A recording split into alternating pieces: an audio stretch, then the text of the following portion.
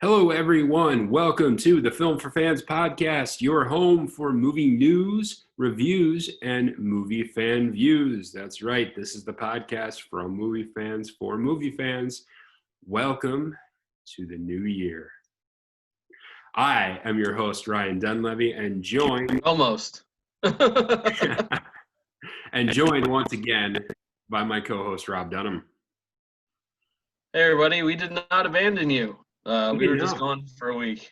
Yes, we took the Christmas week off, but we are back as I did have someone ask me why no podcast this week. So I did let them know that we did not quit. We just we took a week off. Yeah. Christmas. It was kind of funny because neither one of us really discussed it. We just didn't do a podcast. So. But we are back once again, and we've got a loaded show. We're going to talk about Roger Deakins. We're going to talk about a couple movie releases, but the majority of our time will, of course, be centered around Wonder Woman 84 and its release.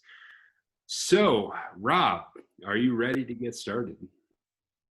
Oh, I'm as ready as I could be. Just that lasso of truth around me, and let's get talking about some movies. All right. So there's a story that came out recently that we just felt like we had to talk about because this guy is an unheralded genius of movies that most people have no clue who he is, and that is Roger Deakins. Roger Deakins has just been knighted after his second Oscar win. Roger Deakins is a cinematographer, and he is the best cinematographer in Hollywood right now. I think bar none. He is incredible. And this is a well-deserved honor. Now, Deakins has been the cinematographer on so many different films. Some of the main ones, he's worked closely with the Coen brothers and with Sam Mendes. So he's got Shawshank Redemption, Fargo, 1917, A Beautiful Mind, Skyfall, Blade Runner 2049, Oh Brother, Where Art Thou? I mean, you could go on and on and on.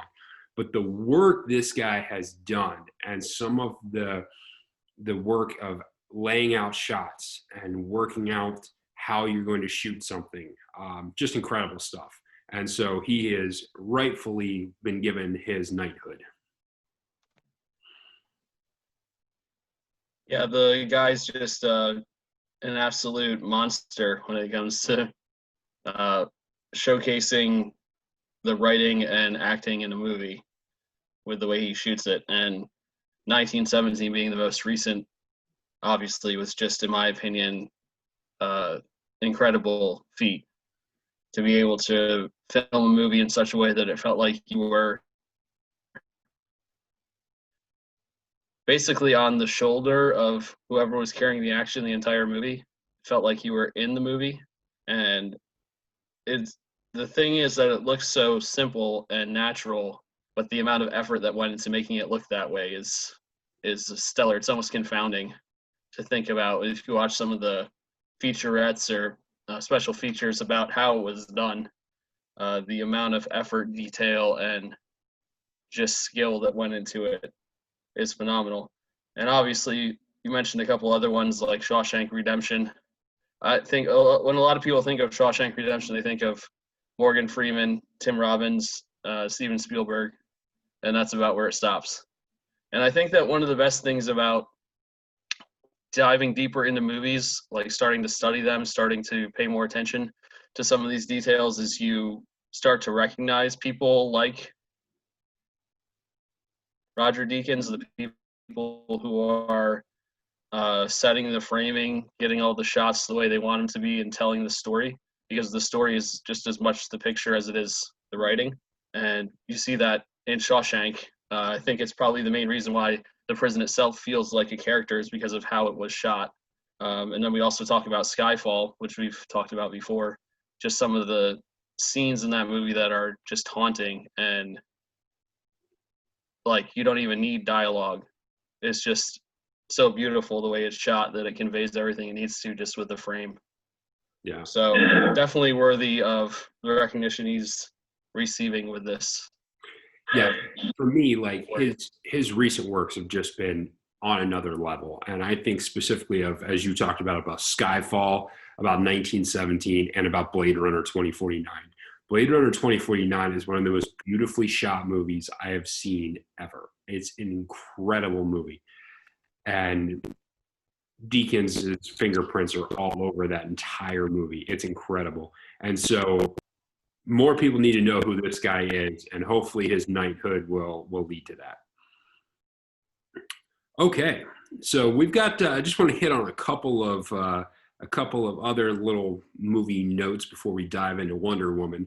The Resident Evil prequel has finished filming. So the Resident Evil movies will get another installment. It's going to be in theaters next year, and it has finished installing. So this is going to be a movie that kind of talks about Raccoon City and about how all of this began. Rob, what do you think about the kind of the Resident Evil series, and is there still more material there? I think as the series went on, it got a little more and more fantastical and out there, especially compared to some of the source material that you went beyond that when you're talking about the games themselves. But it did have Mila Jovovich in them, which was like an actual drawing power when it came to star. I'm not so sure with the casting of this movie how that's going to go, but it's also like a year away. So some of these actors and actresses might become more well known in that span. You never really know. Sometimes that happens with a movie that it's coming out in a year or two, and you're like, who are these people? And then by the time it comes out, you're like, oh yeah, I know who this person is. Classic example being Matt Damon in Saving Private Ryan. He was cast as an unknown actor. Yeah. That guy, what a scrub. But yeah, I think that there is something in that material when it comes to basically, the director said she's focusing on the story from the first two games, which is kind of like a survival horror, just scared, unknowing what's actually happening because it's all just starting. I think that's a place where you can draw a lot of inspiration from. So we'll see where they go with it. Like I said, I think the biggest drawback is the name recognition of the people who are in it. I guess they're banking on the name recognition of Resident Evil being what gets people to want to show up or stream it, however it ends up being distributed. Yeah. So I guess we'll see how it fares. You know, I would say that the odds that it is some kind of blockbuster would be incredibly low, but I think it could still be a quality movie, so we'll have to see what happens. Yeah, I think this is an example of another series that kind of ran out of steam. And it's also an example of movies where they didn't name them in some sort of way that obviously indicates their order.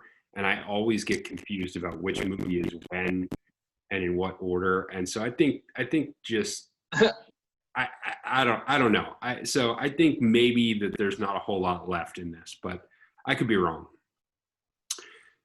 All right, so the next one that announced is, we talked about this a number of weeks ago, was the Furiosa movie, the prequel to Mad Max Fury Road, from George Miller, starring Anya Taylor-Joy. Anya Taylor-Joy has an actual release date. It will be coming out June 23rd, 2023. So you get a good long while to wait for that one. But it's interesting now that it's on the docket, it's on the schedule. They've got all the casting in place, and so this looks to be a go. So I'm curious as to see what they're gonna do with this one.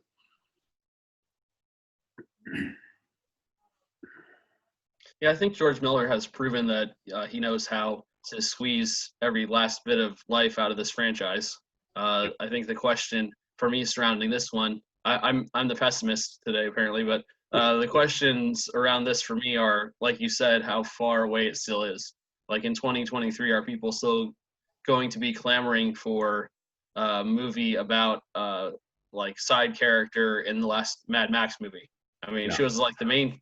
In a lot of reality, Charlize Theron's character was the main character, but the movie was not called Furiosa, it was called Mad Max. So everyone is focused on Tom Hardy's portrayal of that character. Not having either one of them in this movie leads you to wonder how much drawing power the name itself has. Also, the fact that it's not going to be called Mad Max, will the general public actually realize what it is if they don't see a lot of advertising for it? Yeah.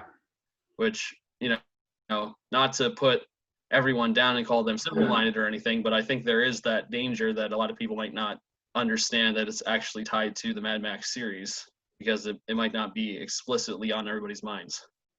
Yeah, my big question is he going to go with a similar style of cinematography?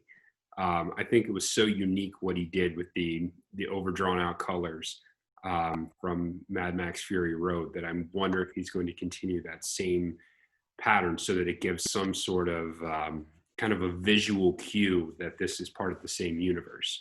But we'll see. We'll see what happens, but he's got a lot of time to prove. All right, Rob, are you ready to start getting into the specifics on Wonder Woman?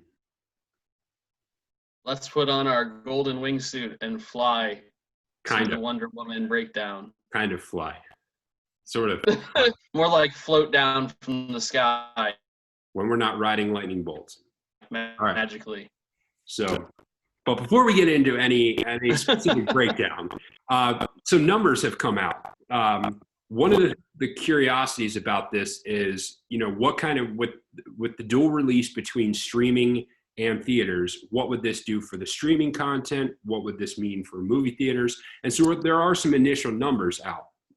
So HBO Max actually saw an increase, an estimated 554,000 users signed up for HBO Max between December 25th, which is the day the movie came out, and December 27th. So over that 3-day period, they have over 500,000 people sign up for the service. That seems like a really good number.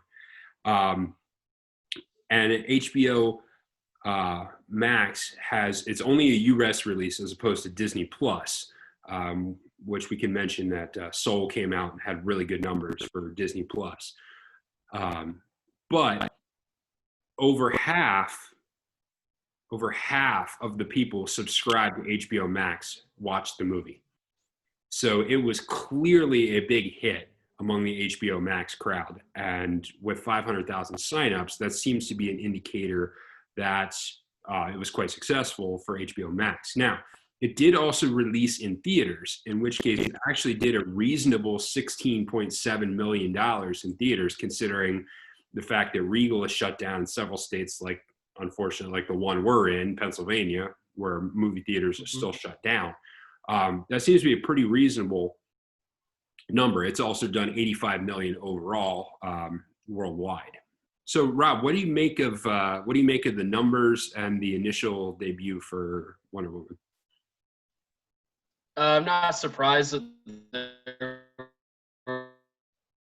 was a very decent migration from people to the HBO Max service. For this release in particular, I think that it being the first major blockbuster coming this way, you had Mulan, but I don't put Mulan in the same category as this. Also, this was included in the subscription price, so people didn't have to pay an extra amount of money on top of just for the subscription.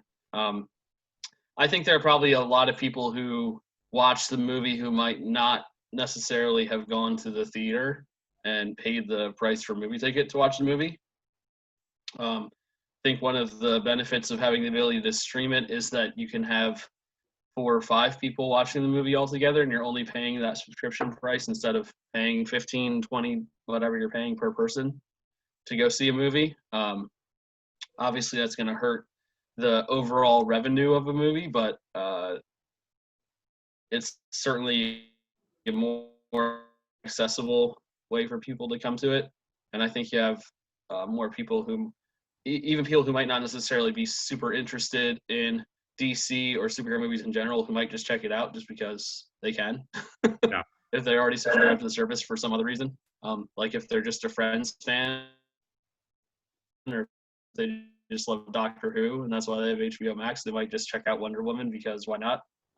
So I think it's interesting. I don't know how much we can really conclude from the numbers that have come out so far, but there was certainly a real interest in the material, and a lot of people have accessed it. So we'll see. I guess I'm not sure how they'll come to a final reckoning on how successful the movie actually was, but I guess we'll find that out in the coming months.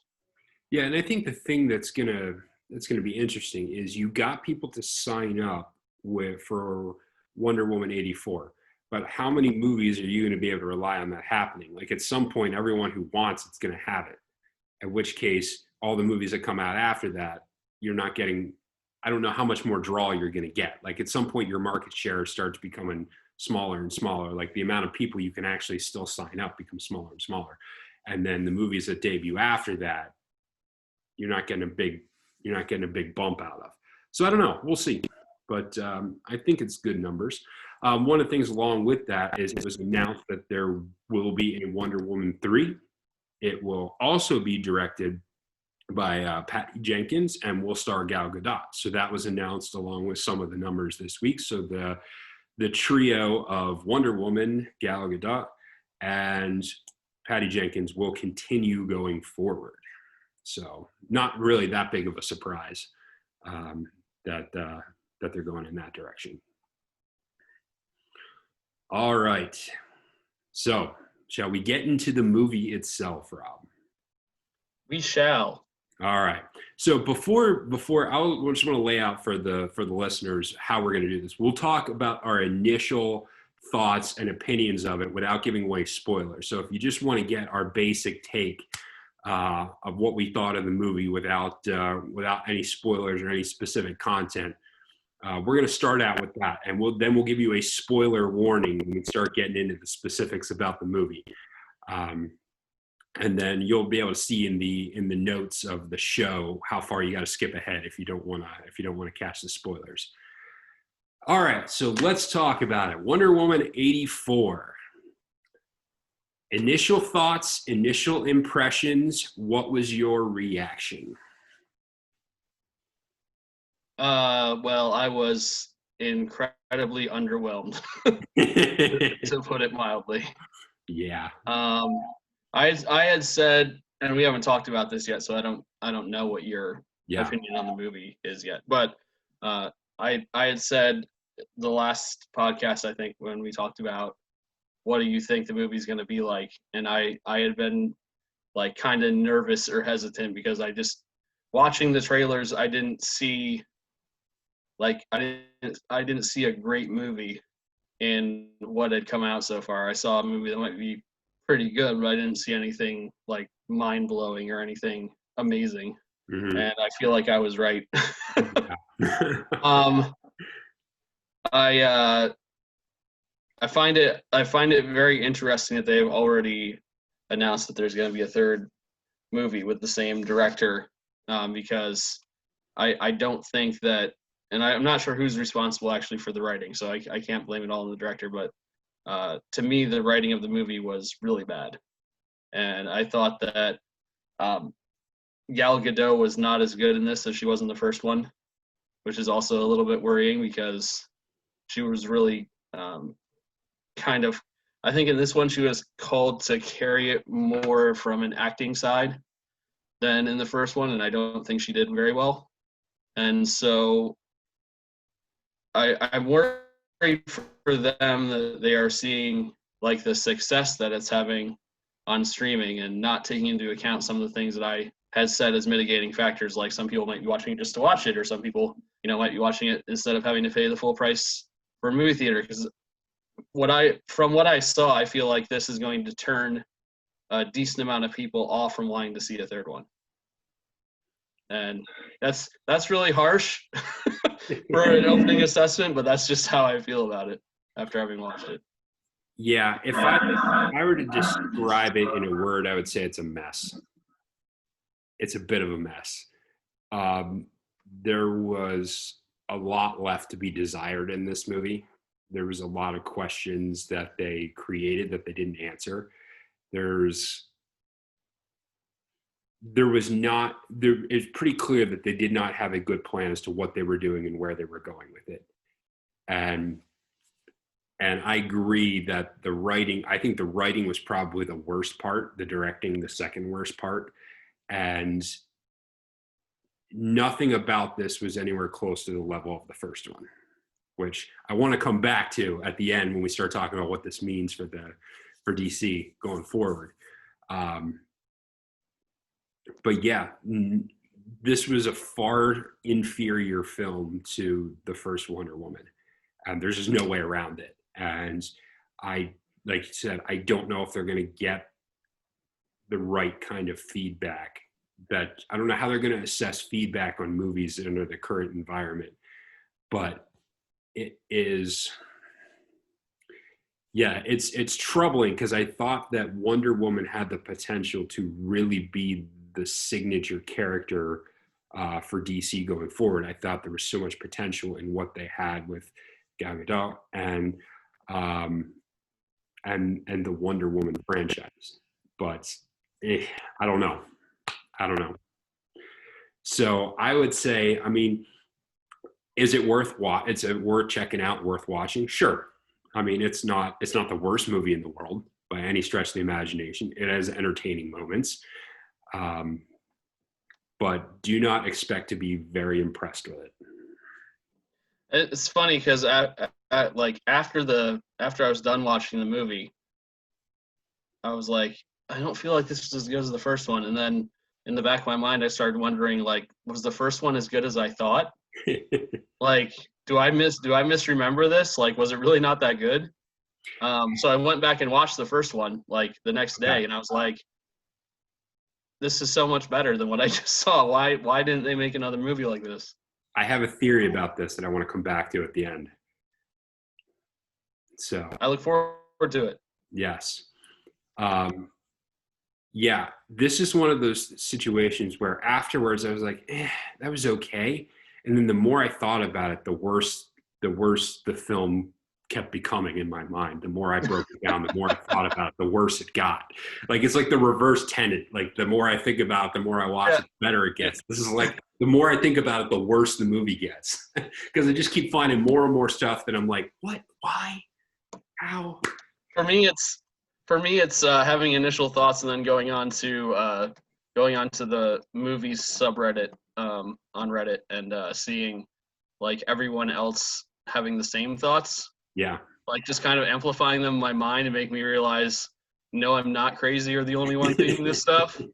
Like, it just makes it way worse because I'm like, oh man, like thousands of people feel the same way about this movie as I do. That's not good. Yeah. All right, so let's get into the breakdown here. So this is your official spoiler alert. We are now going to start talking about actual specifics from this movie. So if you do not want to know any spoilers about Wonder Woman 84 before you watch it, then skip over this to the next part of the podcast. Now you have been warned. Let's get into it. All right, Rob, let's start out on a positive note with it. Were there specific things you liked about the movie? Well, I think the one thing that I really liked about the movie, and it's kind of funny because I liked it, but it points out like a big problem with the movie itself. There's no like straight just, I like this, and it had no impact on the rest of the movie for this movie. I thought Pedro Pascal did a very good job as the character. He was portraying like the televangelist, big businessman, kind of over the top 80s like tycoon guy. But the problem with that is that it didn't match with anything else going on in the rest of the movie. Yeah. Like, he was playing this character completely over the top, and it was like really well done. But none of the rest of the movie was built up around that feeling. So it felt like he was overacting sometimes. Yeah. But I think he was doing what they asked him to do. Mm-hmm. So I think he did a really good job, but with the setting and surrounding that he was in, it made it seem like it was too much at times because nobody else was matching his level. Which, if you're going to have someone, like if you're going to have one I can think of that was this way but fit with everything else going around it, if you think about Jack Nicholson's portrayal of the Joker, like he's completely over the top and like this terrifying cartoonish guy, Yeah. but everything else around him matches it, so Yeah. it makes sense. It's coherent. Yeah. Pedro Pascal's character is the same way, but like everything else around him is kind of just like, oh, we're just living a normal life. Like he's this crazy outlandish cartoon villain, and everyone else is kind of in reality. Yeah. So I'm not really sure what they were going for with that, and like it's a bummer because I feel like I can't even praise a part of the movie without pointing out something negative. But I think that he did a good job, and it's funny because as I was watching it, I think I had this is the one thing part of the movie probably where it did get better the more I thought about it, because as I was watching it, I was kind of like, well, this is a bit much. But then like when the movie was over, I was like, yeah, that's what he was supposed to do. Yeah. So he did it really well. Just nothing else in the rest of the movie made it make sense. Mm-hmm. Yeah. So that's pretty much it for me. There's not. I have a whole bunch more on the stuff I didn't like. Yeah, it's a much bigger section of the review here. So I would say basically, if I'm going to point at a couple things that I liked, I do still think that Gal Gadot and Chris Pine have good chemistry.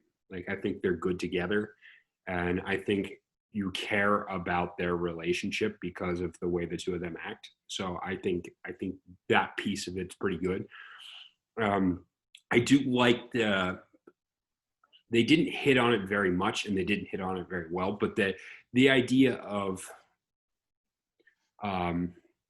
in the beginning about her character, when you see her as a child learning a character lesson, and then that idea of that character lesson coming around and being one of the reasons that she's able to finally stand up and make the right decision in the end. I thought that little element was pretty good. I do also like with both Pedro Pascal and Kristen Wiig's character, the idea that, and this is true in a lot of movies and in life, but the idea is that when you're downtrodden and you allow it to turn to bitterness and resentment, the negative repercussions of that, I think they did a good job of bringing that out, like the idea of how you handle being downtrodden is a big character moment and an indicator as to what you're going to do. And so when it goes bad, it goes bad. Those were the couple things I thought were strong parts of the movie, if some of them were slightly underdone or understated. All right, so let's get down to the dislikes and the problems. All right, so give me one problem. We'll go back and forth on this one. Give me one of your problems with the movie. I've got a lot of problems with you people. We're not that far removed from Festivus, so the area of grievances can occur. Well, it seems like a minor thing, but I think it really points out just to me how poorly this movie was written. The moment I think in the movie that made me go, what? Like the loudest in my head was when he was able to get into a fighter jet from the 1980s and fly it like with no instruction whatsoever, just because he was a pilot in the 1920s. So, like that's not how technology works. Yeah. Like you wouldn't be able to just automatically know how to fly a 1980s fighter jet. And they like the fact that they completely just glossed over that and like they didn't even acknowledge that this is a problem. They're just like, yeah, he's doing it. Yeah, he and also the fact also the fact that plane like would have fuel in it when it's a display aircraft. Like the whole sequence is just ridiculous. Yeah. And then turning it invisible when the only thing she had previously turned invisible, according to her, was a coffee cup. Yeah. Again, no. The whole time, the whole way to Egypt. Yeah, so that sequence just by itself, that's my first problem, and I think indicative of how I felt the writing for this movie went. So one of the first ones for me was one of the questions I wanted answered was, why is this movie set in 1984? There is no explanation as to why this movie is set in 1984. And this, along with so much else in the movie, leads me to believe that they're just like, hey, we went in on the 80s nostalgia. And so they just created a bad caricature of the 1980s. And it had no depth to it. You could see this most clearly, I think, in a couple of instances. One in which they do the obligatory 80s mall scene at the beginning of the movie. And I think it was supposed to kind of harken back to the Bill and Ted Excellent Adventure mall scene, only it just didn't, like, it just wasn't, it wasn't good enough. Like, it was a bad caricature. And I think, pointing to what you were saying, like, the bad guy 80s tycoon villain was so over the top, it felt like a caricature. The politicians in the 80s, like their politicians thing felt like bad caricatures. Their like Middle East conflict felt like a bad caricature. Like, it just seemed like there's like, hey, 80s, here's some things we think about the 80s. Just from doing very little research on the 1980s. And so it was just like, hey, here's a film set in 1984 for no reason at all. Yeah, it's like, give them some credit. In the credits, the president is only credited as president of the United States. He's not actually credited as being Ronald Reagan. Yeah. But if that was supposed to be Ronald Reagan, it was awful. Yeah. Because there was nothing about how that actor was portrayed that said anything about Ronald Reagan. Yeah, so it's like, so are you just going for, hey, here's some general 80s? Like, okay. All right, what else you got? I did like when they looked at the trash can and he was like admiring it like it was art. And she said, no, it's just trash. Yeah, that was probably the funniest, best line of the entire movie right there. Yeah. Yeah, no. It's just trash. Oh. Yeah. I felt like this is more of a broader thing, that I felt like the main conflict in the movie around this concept of wishing for something and then having something taken away from you is just so easily broken down and picked apart. Because, like, just for a couple instances, like, what if 30 people from the same country all wish they could be the king of their country? Yeah. Like, what happens then? Who wins? Yeah. Because according to the like story behind the action, you get whatever you ask for. Like, secondly, would no one ask for this like megalomaniac to be stopped, or for like, would no one ask for the world to end? Like, would the world not just explode? Like, someone who was really sad and depressed. And to think that, like, this is unclear, like, if, and they did a really bad job of explaining it because they didn't explain it. If he's the one who renounces his wish, does that renounce everyone's wish, or does every single person have to do it? Yeah. Because if every single person has to do it, it's never going to happen, because the person who asked for their mom's cancer to be taken away is not going to take their wish back. Yeah. They'll be like, sorry, Mom, you're going to die next week now. I have to take the wish back. Yeah. And kind of hinted at both. We kind of give you indications of both. And the motivation for the rival character, it's so outbalanced by, in my opinion, Diana's choice. Because Diana's choice is keep the man who I love and had taken away from me alive, versus the like arch rival's motivation is basically, I just want to stay pretty and for people to like me. Yeah. And that's not a world-ending motivation. So I thought the stakes were like incredibly unbalanced, and just the whole mechanism of the end of the world concept was poorly thought out, because it wasn't thought out. Not it's so easy to tear apart. Yeah, not to mention how like hokey that whole wishing stone was. Like, it just shows up. You have no idea of where it came from or no idea why it was there. You get random mention of, oh, some random god might have made it like halfway through the movie, and it's just there. It's just there for no reason at all. I mean, the whole concept is just so hokey. So, yeah. I think that you mentioned as a positive, and I do think it is a positive, that there is some good message from this movie about never giving up and about not taking shortcuts and about doing the right thing. And it's drawn from that opening sequence. But the problem I have with the opening sequence is that it completely goes against what happened in the first movie. Yeah. Because in the first movie, they tell her she's not allowed to train. And when she's found training as a teenager, her mom yells at her aunt. Yeah. So did her mom just ignore that for this? Like, was she allowed to just participate in this just for fun, just for once, you know? Yeah. Because to me, having the movie start out that way seems like the person who wrote it didn't even like watch the first movie. Yeah. Because it completely takes away what was a huge part of the story of the first movie. Not to mention, can we talk about the scale?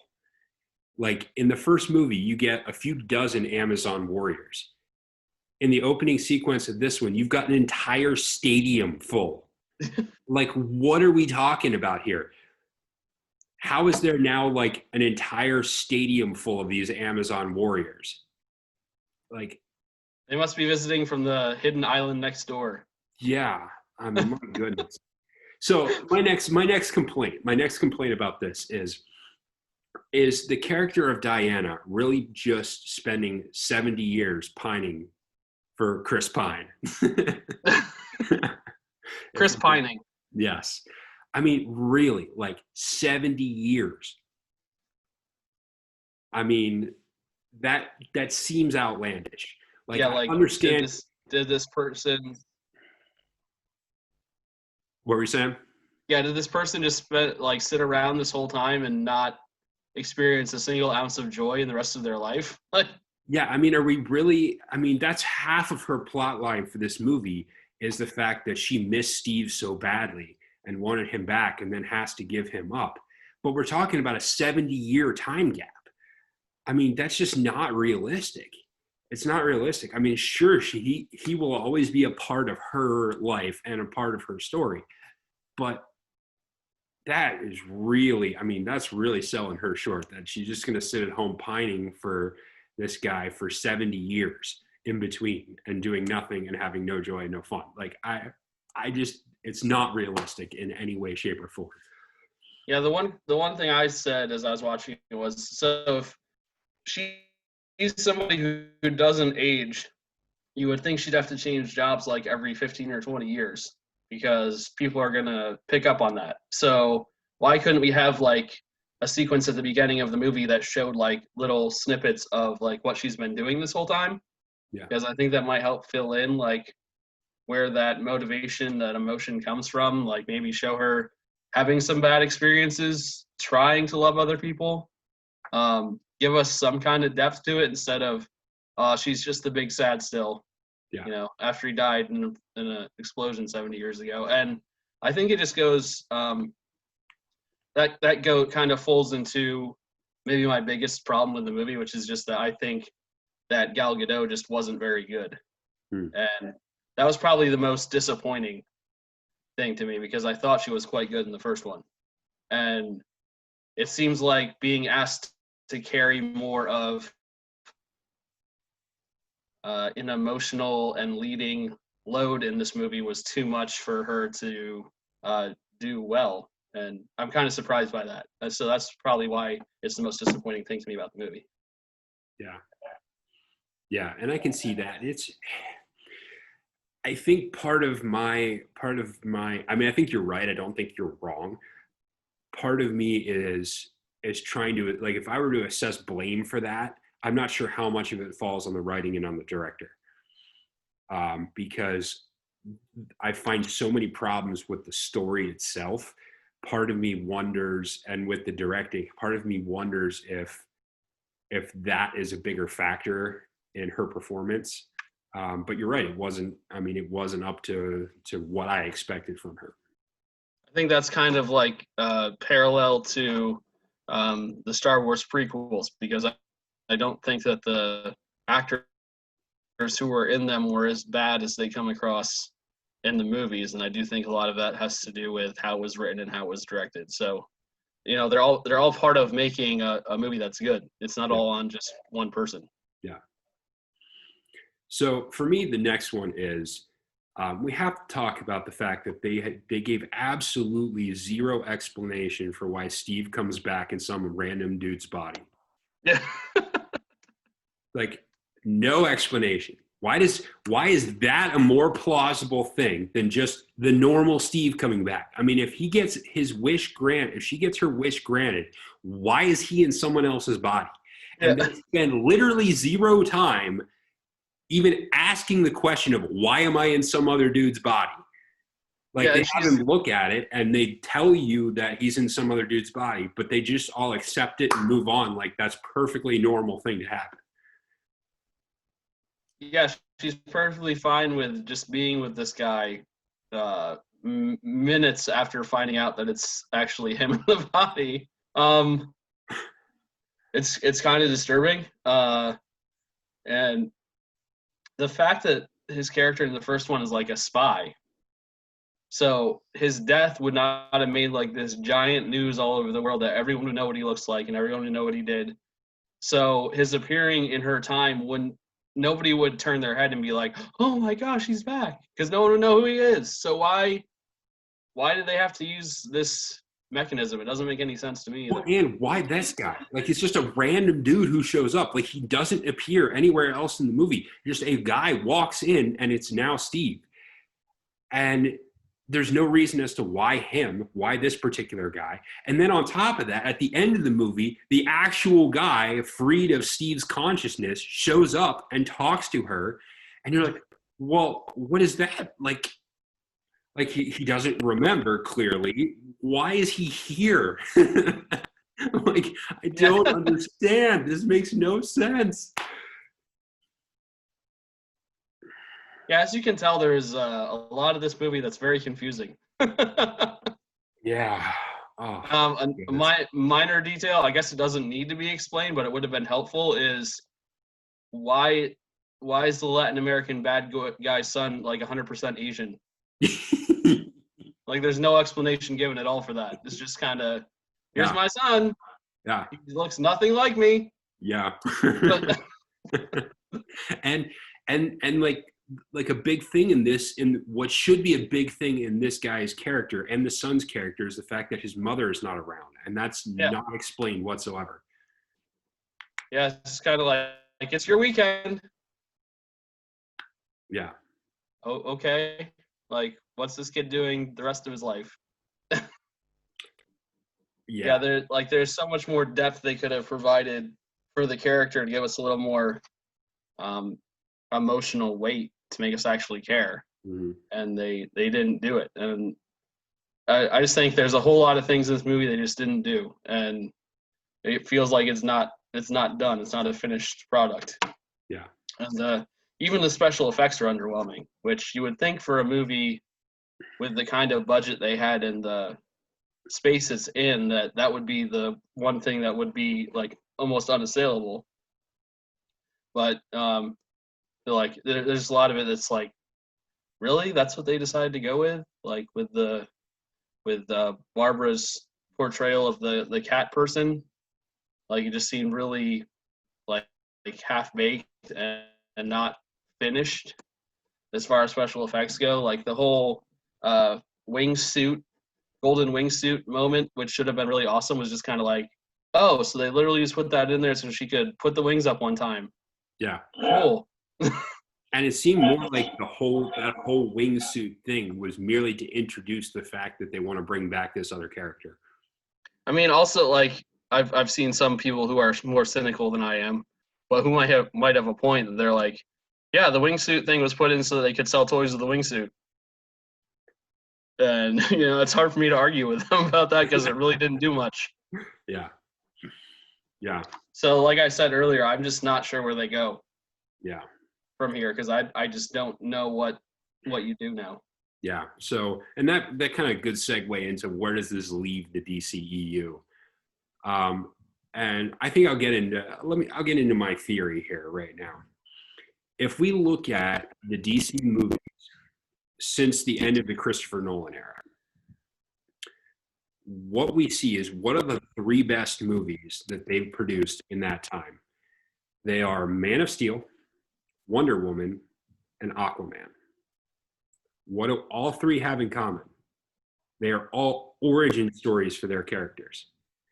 It seems like the crew they have working and doing the writing are doing a very good job of writing origin stories for their characters.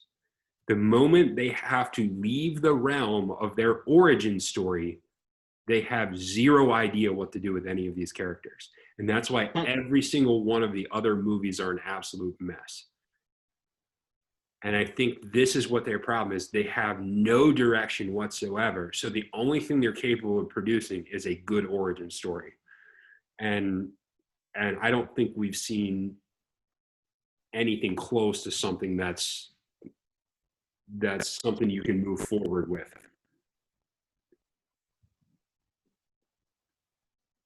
Yeah, it's funny because to me the best DC movie recently isn't even part of this like cartoon superhero arc, and it's the Joker movie with Joaquin Phoenix. Yeah. And that's just a completely different animal. Yeah. And we're going to be starting out coming up, like two different versions of Batman are coming out at the same, like relatively same time. Yeah. So it's almost like they have no idea what they're doing, which I don't think it's almost like that. I think it is that. Yeah. It's very clear, like Marvel just runs circles around DC when it comes to storytelling because they had a plan.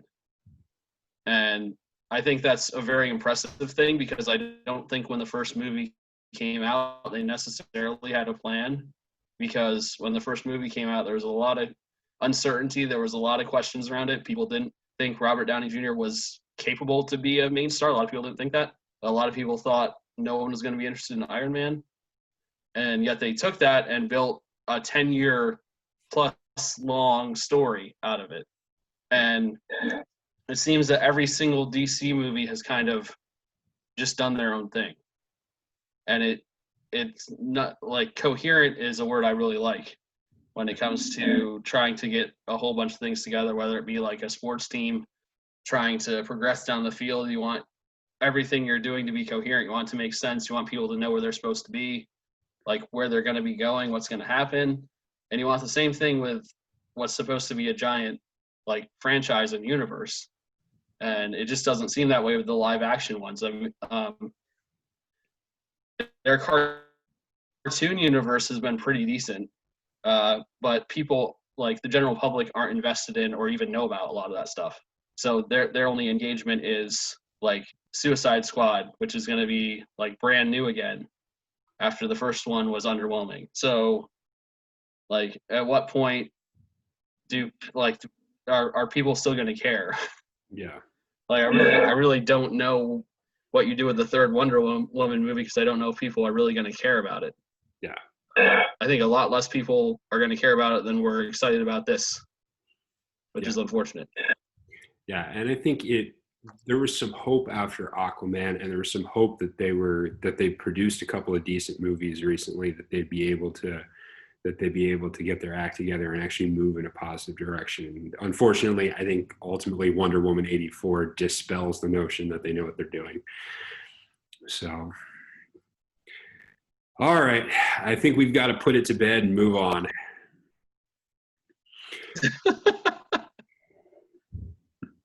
Today's podcast is brought to you by eating ice cream when you're depressed. All right, so let's not spend a ton of time on our watch list this week, but let's go through some of the stuff that we were watching. So I'll start out with the fact that I watched a bunch of movies this week, and I know you have as well since we last took off. I finished the John Wick series. My favorite thing about the John Wick series is the fact that it's literally one continuous story. There's no time break. You know, the movies pick up one right after the other and go straight through. So it's like telling one giant story over 3 movies, and it's pretty coherent. So I like that. Watched Just My Luck with my wife, which is also a Christopher Pine movie involving luck as one of and wishes as one of the the key things. Only this one was better. I watched Tenet again because I got it on 4K Blu-ray, and Home Alone 2, and I finished up the original trilogy of the Bourne series, which is always fun to watch. Nice. Rob, what'd you get into? As I said earlier, I watched the original Wonder Woman and was very impressed by it again. I was kind of, like I said, going back to it, I was wondering, is this as good as I remember? Because this new one is really not good, and I'm worried that the first one wasn't as good as I thought, but it was as good as I thought. Well written. I thought the story was great. The reveal at the end is good.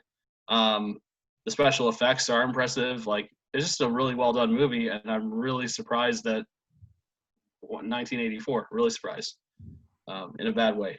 I also watched Soul, which came out on Disney Plus, starring Jamie Foxx.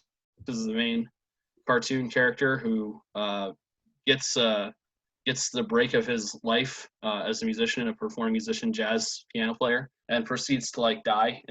Well, not die, but have a near-death experience instantly, and gets transported into this alternate realm where he's just a soul. And some really interesting thoughts in there, and some really deep kind of moments about our fate and what life means and death means. And the best part of the entire movie for me is when he first appears in the area where they're training new souls before they go to Earth and be joined to the body, and he's not sure where he is, so he's like, is this like up there? And the person's like, no, and he goes, is it HE double hockey sticks? And there's a bunch of little new souls around him, and they all start going, hell, hell, hell, hell, like and just saying it over and over and over again for like a solid minute. Even as they're walking away, they're just like, hell, hell, hell. Just like the idea of being an impression on a new soul. And obviously, this is not a Christianity podcast, so we have certain beliefs about like souls and how they operate. So to see kind of a different take on things is interesting and informative. I also watched Kubo and the Two Strings, which I've seen many times, and I highly recommend if you have not seen it. I would say that it is one of the most impressive stop-motion animation movies that I have seen. It's by Leica Studios, so the studio that did Coraline, among others, and really, really good movie with a great story. Some really terrifying moments, honestly, for what's a kid's movie kind of, but I would say that's not kind of. So I would just recommend it. It's well done, well voice acted, very well directed and animated, and the amount of work and effort they put into this thing is stunning, because you see one scene at the end where they're working on one of the main pieces, which is this giant skeleton, and they're like moving it like just a little bit at a time, and then they show a time lapse where it's like the whole scene, and they must have like adjusted this thing like tens of thousands of times to get 15 seconds of video. And it's just incredible, the undertaking that something like that is.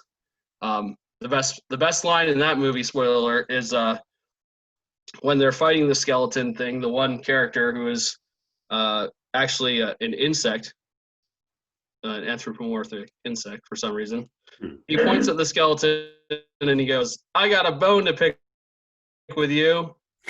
And he looks at the other characters and he goes, get it? Because he's made out of bones. Which is a line me and my brothers would absolutely say to each other. So that's why I love it so much. But I highly recommend that. Matthew McConaughey is that disturbing bug-like character, and he's hilarious in the role. And Kubo and the Two Strings, if you have not seen it, I recommend it very much. Probably one of my favorite animated movies ever. Okay. So that's what I watched today. All right, so for this week coming up, I am planning on watching the Netflix movie The Wandering Earth, and I believe you are as well.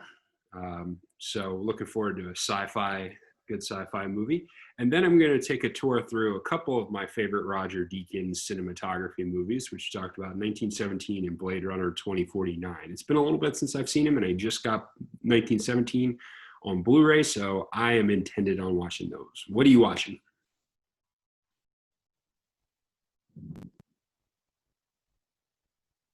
You froze there for a second. Is it my turn? Yeah, sorry. Okay. Yeah, Wandering Earth is one I'm going to check out as well. I actually just saw an article about it today. I hadn't really heard about it before, so the article said like this is a good example of a sci-fi movie that kind of makes sense with the times that we're in. So I'm excited to check that out. I'm also going to be watching.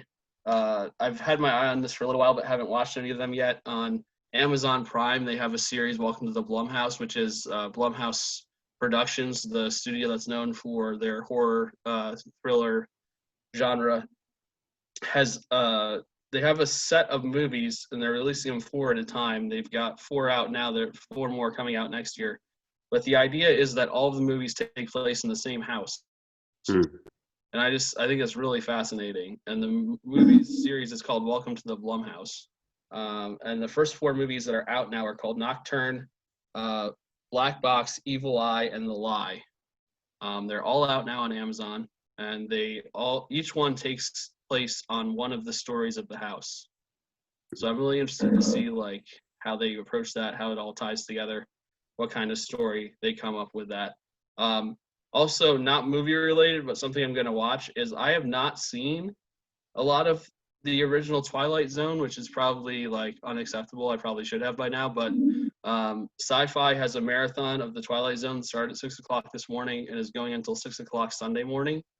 So I'm actually staying up all night and watching Twilight Zone because I feel like I need an education. And it's literally nonstop Twilight Zone for the next 2 days. Okay. So I'm going to watch a lot of Twilight Zone. And I hear that the writing and how it's shot and all that is really impressive. So I'm excited to check it out for myself and see what all the hullabaloo has been about for the last 70 years or so that I've missed out on. Okay. All right. Well, that is the show, everyone. Thanks for checking us out. Make sure you rate, subscribe, and review, and share the podcast with your friends. And check out our YouTube channel and filmforfans.com. Until next time, enjoy the movies.